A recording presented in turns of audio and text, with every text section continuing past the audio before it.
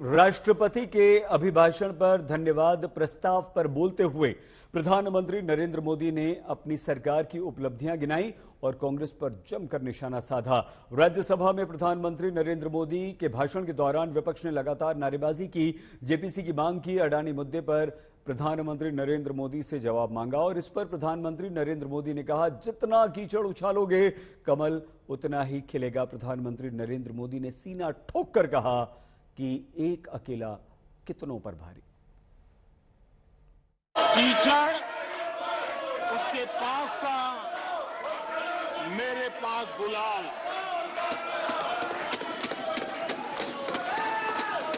कीचड़ उसके पास था, मेरे पास गुलाल। जो भी जिसके पास था उसने दिया उछाल।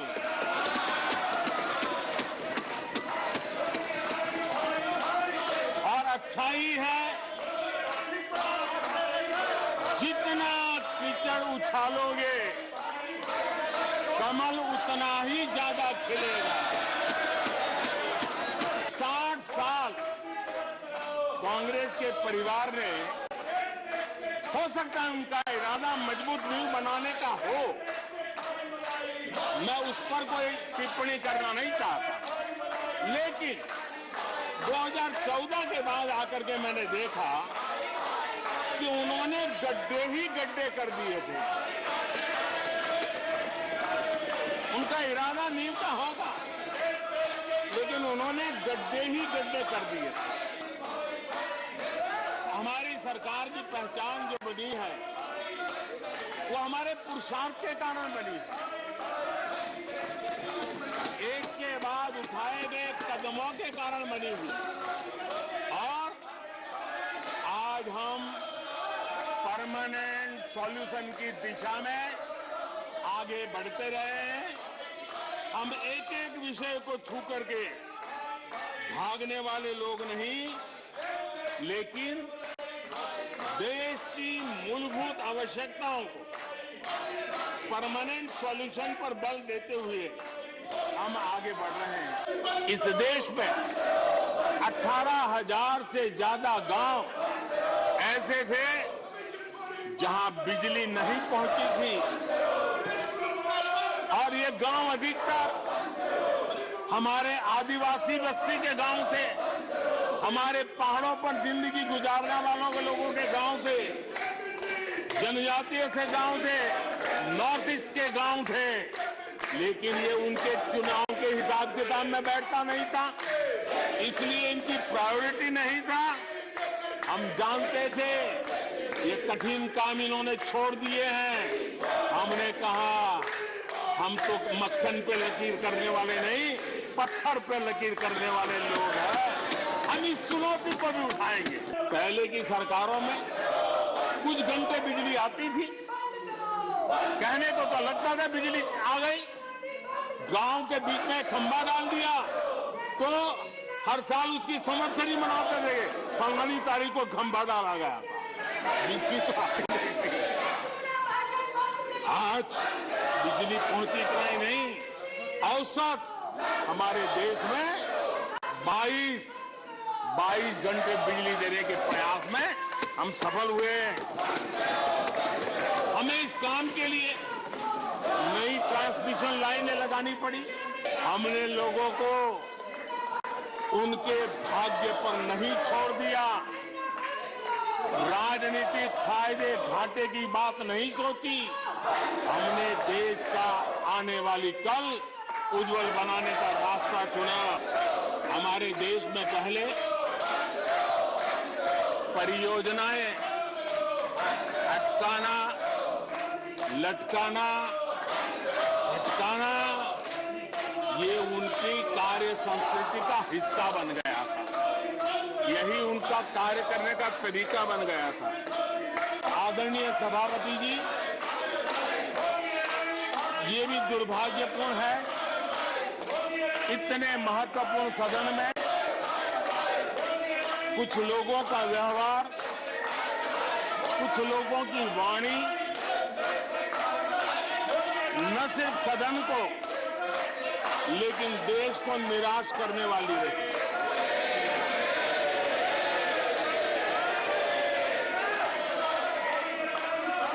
इस प्रकार की वृत्ति प्रवृत्ति के माननीय सदस्यों को मैं यही कहूंगा, कीचड़ उसके पास था, कीचड़ उसके पास था, मेरे पास गुलाल।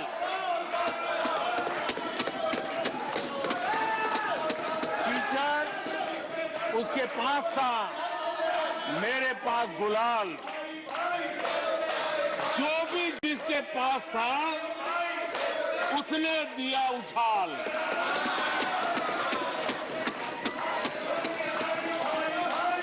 और अच्छा ही है, जितना कीचड़ उछालोगे कमल उतना ही ज्यादा खिलेगा। आदरणीय सभापति जी, मैंने किसी अखबार में पढ़ा था, मैं कोई वेरीफाई तो नहीं किया है, और रिपोर्ट कह रही थी 600 जितनी सरकारी योजनाएं सिर्फ गांधी नेहरू परिवार के नाम पे है।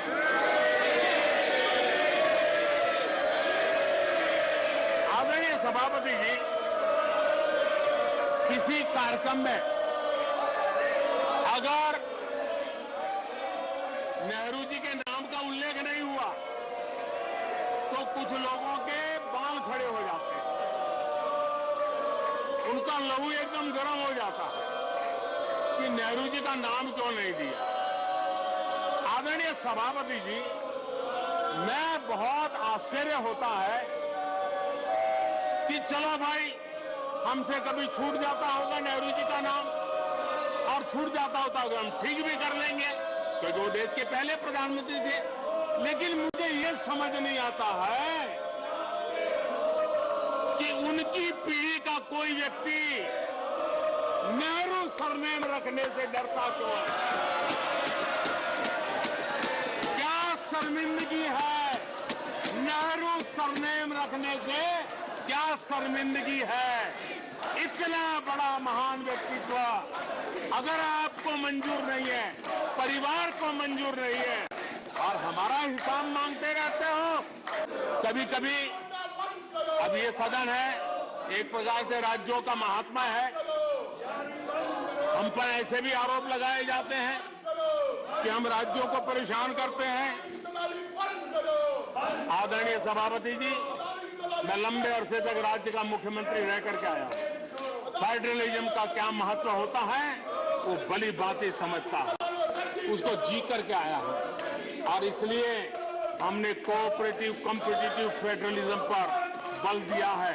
आओ हम पर्दा करें, हम आगे बढ़े, हम सहयोग करें, हम आगे बढ़े, उस दिशा में हम चले हैं।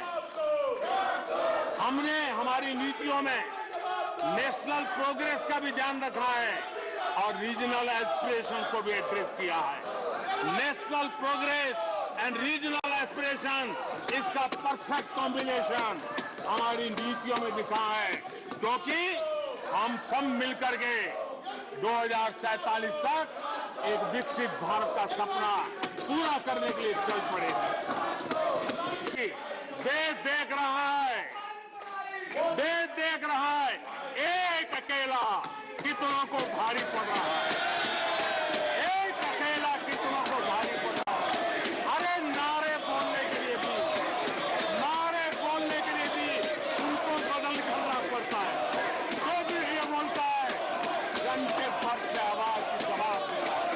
आदरणीय सभापति जी, एक कन्विक्शन के कारण चला हूं, देश के लिए जीता हूं, देश के लिए कुछ करने के लिए निकला हुआ हूं, और इसलिए ये राजनीतिक खेल खेलने वाले लोग, उनके अंदर वो हौसला नहीं है, वो ढूंढ रहे हैं, बचने का रास्ता खोज रहे हैं।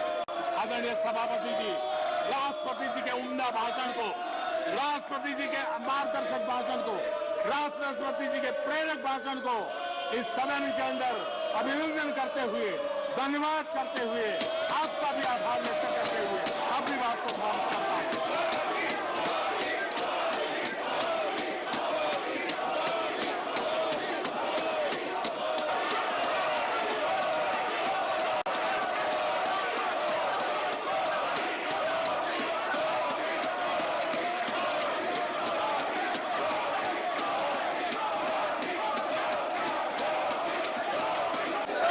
हमारे देश में पहले परियोजनाएं अटकाना, लटकाना, भटकाना, ये उनकी कार्य संस्कृति का हिस्सा बन गया था। यही उनका कार्य करने का तरीका बन गया था। ईमानदार टैक्स पेयर की गाढ़ी कमाई, उसका नुकसान होता था। हमने टेक्नोलॉजी का प्लेटफॉर्म तैयार किया, पीएम गति शक्ति मास्टर प्लान लेकर के आए और 1600 लेयर में डेटा के माध्यम से इंफ्रास्ट्रक्चर को, प्रोजेक्ट्स को गति देने का काम हो रहा है। जो योजनाएं बनाने में महीनों लग जाते थे, वो आज सप्ताहों के भीतर भीतर उसको आगे बढ़ा दिया जाता है, क्योंकि आधुनिक भारत के निर्माण के लिए इंफ्रास्ट्रक्चर का महत्व हम भली भांति समझते हैं, स्केल का भी महत्व समझते हैं, स्पीड का भी महत्व समझते हैं और टेक्नोलॉजी के माध्यम से परमानेंट सॉल्यूशन और परमानेंट एस्पिरेशन का एड्रेस करने का प्रयास आदरणीय सभापति जी हम कर रहे हैं। इस देश में 18,000 से ज्यादा गांव ऐसे थे जहां बिजली नहीं पहुंची थी